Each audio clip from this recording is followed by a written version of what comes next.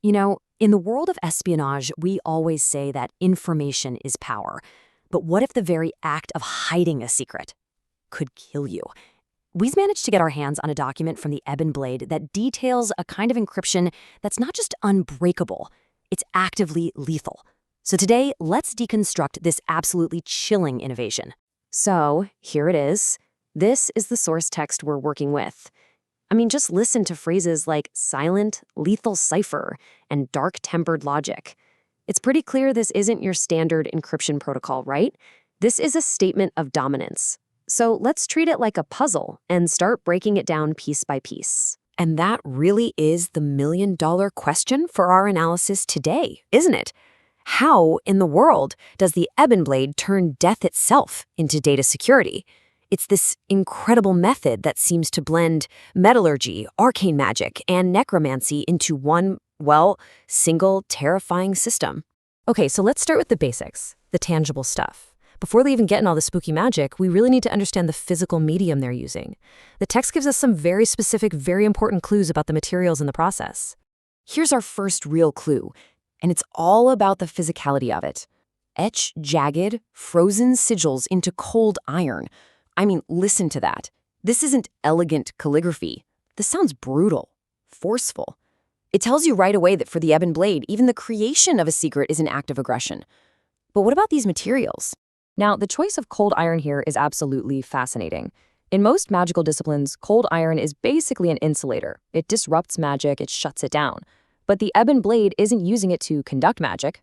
They're using it to contain it. It's like the perfect neutral canvas, a silent, inert box designed to hold a screaming message without being corrupted or destroyed by it. So you can see the process itself is incredibly methodical. First, you get your inert medium, the cold iron. Then you physically carve the data, these necrotic runes, right into it. And finally, that frozen sigils part, that suggests an infusion of frost magic, which is probably used to lock the runes in place and, more importantly, to stabilize the volatile necrotic energy they're about to hold. All right, so we've got the hardware down.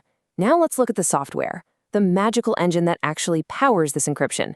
And believe me, this is where things go from just being clever to being downright terrifying. The whole point of this system, its primary goal, is to bypass traditional scrying. You can think of scrying as a kind of magical wiretapping. Any decent mage can spy in communications, so the Ebon Blade needed a way to go completely, utterly dark. And this is their solution, necromantic resonance.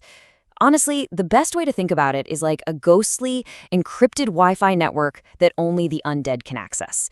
It operates on a frequency that other forms of magic, arcane, nature, you name it, they just can't even detect it.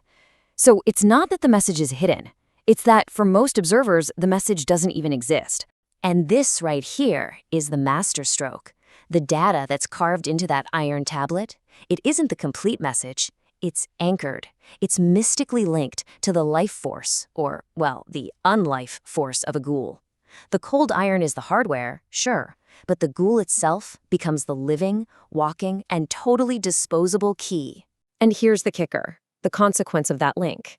If you are not attuned to that specific necromantic frequency, trying to access the data on that tablet would trigger a violent, raw backlash of necrotic energy. The security system is also a lethal booby trap.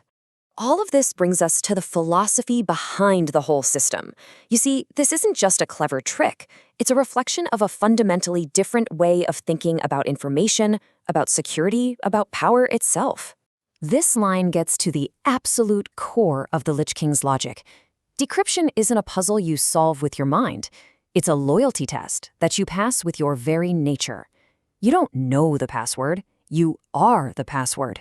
It is the ultimate, most terrifying form of biometric security. This comparison really puts it into perspective. We think of encryption as a math problem, right? It's complex, sure, but it's ultimately inert. It's solvable if you just have the right key. The Ebon Blade's method, though, it's biological. It's philosophical. The key is literally a part of you, and the system itself is actively hostile to anyone who isn't. It's a total paradigm shift.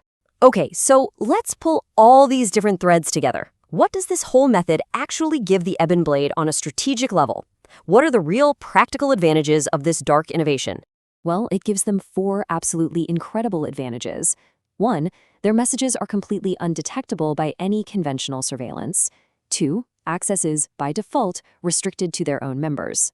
3. It has a built-in lethal defense system. And 4, maybe the most brilliant part, by using a ghoul as the key, that key is mobile, it's replaceable, and it can even defend itself. It's just a terrifyingly efficient system. And that really is the core takeaway here. The Ebon Blade has completely transformed the very concept of a secret message. With this system, the simple act of keeping a secret has become an act of aggression. The information doesn't just sit there waiting to be read, it waits and it bites back. And this whole thing leaves us with one last, really unsettling question. The Ebon Blade has fundamentally re-engineered the relationship between undeath and data. It really makes you wonder, what other fundamental forces of the universe, light, chaos, maybe even life itself, could be twisted to serve a similar dark purpose?